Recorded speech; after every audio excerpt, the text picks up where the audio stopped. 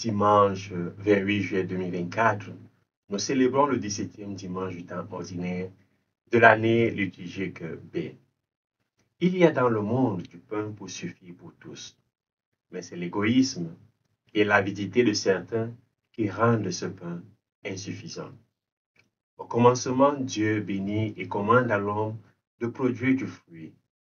Le fruit est l'espoir de maintenir l'espèce. Le fruit est semence et nourriture. Porter du fruit, c'est promouvoir la vie. La vie qui est contenue dans le fruit, qui est nourriture pour conserver la vie. Semence qui est pour perpétuer la vie. La parole de Dieu, frères et sœurs de ce dimanche, nous invite à méditer sur le pain.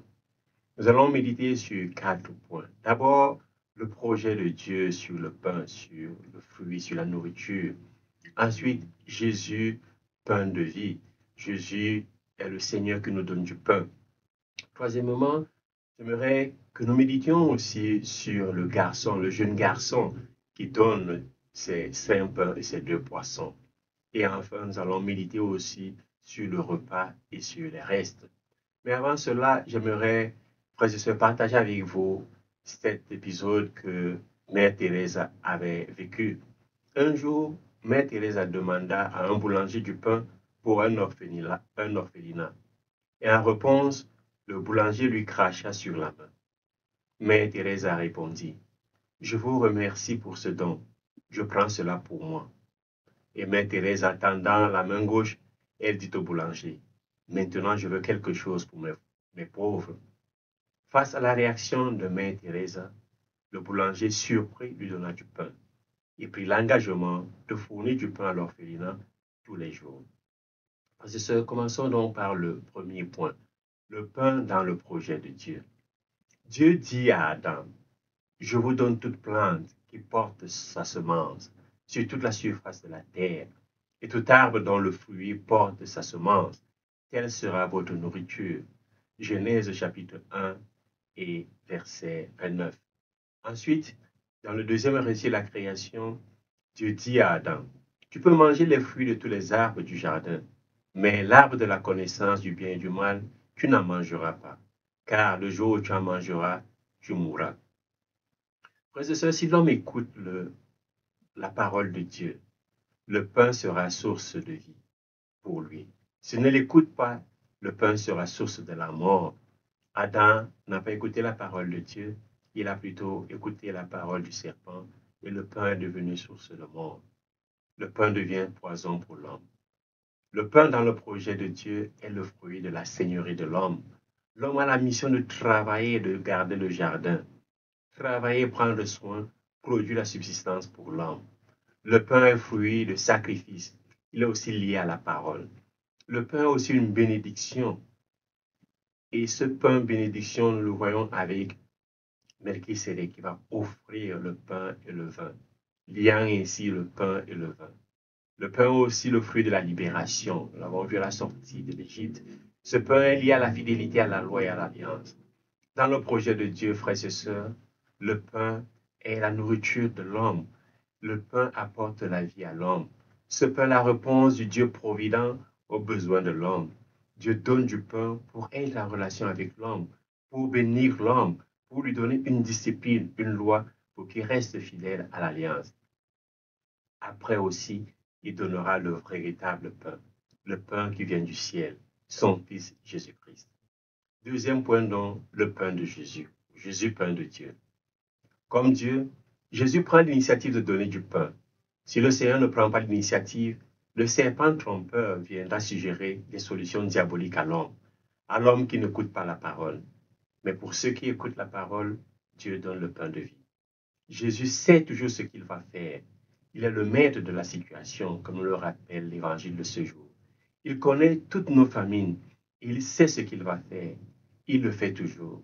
Jésus prend l'initiative. Il lève les yeux et voit la foule. Cette foule qui est comme des brebis sans berger, comme il nous le rappelait la semaine dernière. Jésus connaît les besoins du monde. Il connaît les besoins de la foule. Il connaît les nécessités du peuple. Contrairement aux évangiles de Matthieu, Marc et Luc, où Jésus donne le pain aux apôtres pour qu'ils le distribuent aux foules, Jésus lui-même, dans l'évangile de Jean, donne du pain. Jésus, en donnant du pain lui-même, il se donne comme pain. Jésus se distribue comme pain. Cette donation aura son point culminant lors de la dernière scène, lorsqu'il dira « Ceci est mon corps livré pour vous, prenez et mangez. Ceci est mon sang versé pour vous, prenez et buvez. » Le pain de Jésus est un pain abondant. Jésus nourrit plus de 5000 hommes.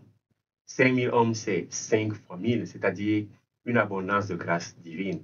5, c'est le chiffre de la plénitude de la loi, les 5 livres de la loi. Et 1000, c'est l'indéfini et par conséquent l'infini. Jésus, donc, en donnant du pain, du poisson à 5000 hommes, c'est l'abondance de la grâce qu'il déverse sur l'humanité. Et le pain de Jésus est la nouvelle manne qui est suffisante pour toute l'humanité, en qualité et en quantité. C'est un pain pour toutes les familles. Saint Thomas d'Aquin, en l'hymne que nous chantons souvent lors de l'adoration du Saint-Sacrement, le Pandier Lingua ou le Tantum Ergo, dit « La nuit de la dernière scène, avec ses frères, ayant pleinement observé la loi dans ce repas sacré, de ses propres mains, il se donne aux 12. Lui, la parole faite chair. Par sa parole, il fait du pain sa chair véritable, et le vin devient son sang. Jésus donne du pain et se donne comme pain. Troisièmement, le jeune garçon. Le miracle de Jésus n'est pas seulement l'abondance de pain, mais c'est surtout la jeunesse qui met à disposition son humanité pour qu'elle soit multipliée. Nous voulons partager avec vous, frères et sœurs, deux aspects de cette figure de ce jeune homme. D'abord, la générosité de l'enfant qui donne ses biens, qui donne ses 5 pains et ses 2 poissons. Si un jeune garçon met à disposition ses ressources pour nourrir la multitude, imaginons-nous si nous mettions à la disposition de Jésus toutes nos ressources, combien de personnes seraient nourries aujourd'hui dans notre monde? Rappelons-nous les actes des apôtres. Quand tout était mis en commun, personne n'était dans le besoin.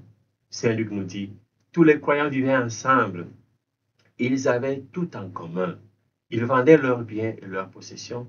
Ils en partageaient le fruit entre tous en fonction des besoins de chacun. Aucun d'entre eux n'était dans l'indigence, car tous ceux qui étaient propriétaires de domaines ou de maisons les vendaient. Ils apportaient le montant de la vente pour le déposer aux pieds des apôtres. Puis, on le distribuait en fonction des besoins de chacun. Frères et sœurs, le monde produit assez de nourriture pour que personne ne vive dans la faim.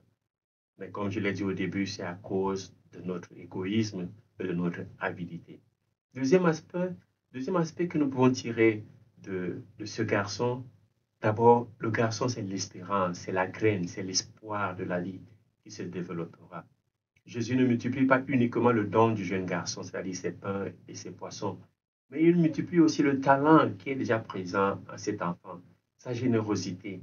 Il multiplie l'humanité qui est intrinsèque à cet enfant. Le don du jeune garçon rappelle le don de Melchisédek, le grand prêtre, qui a offert le pain et le vin en signe de bénédiction. Le don du jeune garçon apporte donc bénédiction, comme l'offrande de Melchisédek, le grand prêtre. Le don du jeune garçon préannonce l'offrande de Jésus-Christ, offrande de son corps et de son sang pour la multitude. Saint Paul, dans la deuxième lecture, nous invite à nous revêtir d'humilité, de douceur et de patience, et de nous supporter les uns les autres. Se supporter les uns les autres, c'est mettre à la disposition de la communauté nos ressources. L'humanité doit se supporter. Les hommes doivent lever les yeux et voir les familles de leurs frères et sœurs, car nous sommes tous appelés à une seule espérance, de même qu'il n'y a qu'un seul corps et un seul esprit. Et nous avons un seul Dieu qui est Père de tous, qui est au-dessus de tous, par tous et en tous. Quatrièmement, le repas et le reste. Chaque fois que les hommes mettront leurs ressources à disposition de Jésus pour la communauté, tous mangeront à satiété. Et il y aura toujours l'abondance, il y aura toujours des restes pour tous. Mais comment faire? Comment se défaire de mon égoïsme? Comment se défaire de ma cupidité, de mon avidité, pour que je puisse manger en compagnie de mes frères et sœurs et le vivre ensuite dans l'abondance? Chacun d'entre nous a des talents qui ne peuvent fructifier que s'ils sont mis au service du peuple.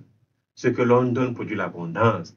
Nous pouvons dire 5 plus 2 plus Jésus plus le service égale à 12, égale à l'abondance des paniers. Avec Jésus, partager, c'est fructifier.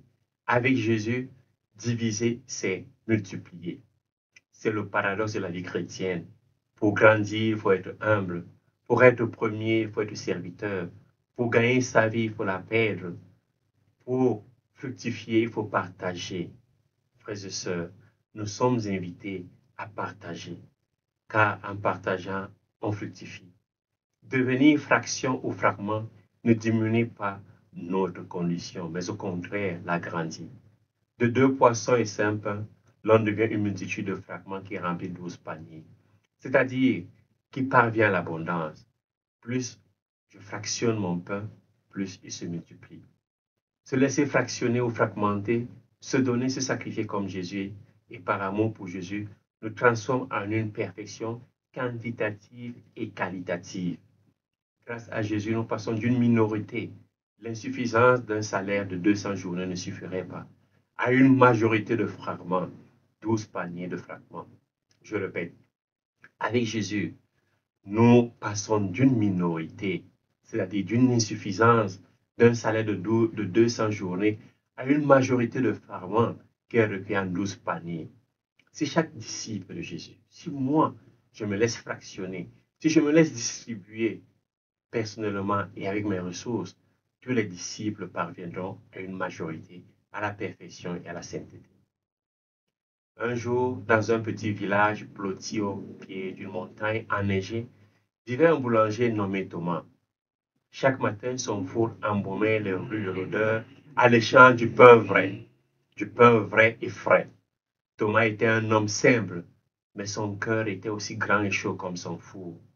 Il avait une prédilection particulière pour les enfants qui venaient souvent le regarder travailler avec les yeux émerveillés. Un hiver particulièrement rigoureux et rude s'abattit sur le village.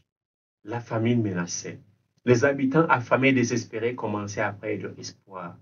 Un soir, alors que Thomas refermait sa boulangerie, un petit garçon frappait à sa porte. Il était grelottant et ses yeux étaient creusés par la faim. Il dit à Thomas, « Monsieur le boulanger, ai-je le droit de vous demander un petit morceau de pain? Ma mère est malade et nous n'avons plus rien à manger. » Le cœur de Thomas se serra. Il connaissait bien la misère et savait que beaucoup d'autres villageois étaient dans la même situation. Il décida alors de partager son pain avec tous ceux qui en avaient besoin. Chaque jour, il cuisait plus de pain que d'habitude et l'offrait gratuitement aux plus démunis. La nouvelle se répandit rapidement dans le village. Les gens touchés par la générosité de Thomas commencèrent à l'imiter. Les bergers offraient du lait et du fromage, les fermiers partageaient leurs légumes, les artisans offraient leurs produits.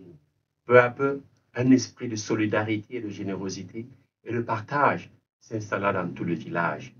Lorsque le printemps arriva enfin, le village était toujours meurtri par l'hiver, mais les habitants étaient plus unis que jamais, grâce à la générosité de Thomas. Et tous ceux qui l'avaient suivi, ils avaient surmonté cette épreuve. Et chaque fois qu'ils dégustaient un morceau de pain, tous les villageois se souvenaient de cet hiver rigoureux, mais aussi de la bonté qui avait réchauffé leur cœur. Parce que j'aimerais conclure avec cette prière. Seigneur, dans le pain rompu, tu m'apprends à me sacrifier comme le grain moulu pour devenir pain de vie. Tu m'enseignes qu'il faut se laisser faucher et battre comme les épis, qu'il faut se laisser moudre comme le grain de blé, qu'il faut se laisser pétrir et cuire en feu comme la farine, qu'il faut se laisser fractionner et manger comme du pain pour donner la vie. Fais de moi le pain rompu. Je n'ai d'autre plaisir qu'à me donner comme du pain pour la vie de mes frères et sœurs. Amen. Bon dimanche, loué soit Jésus-Christ et que Dieu vous bénisse.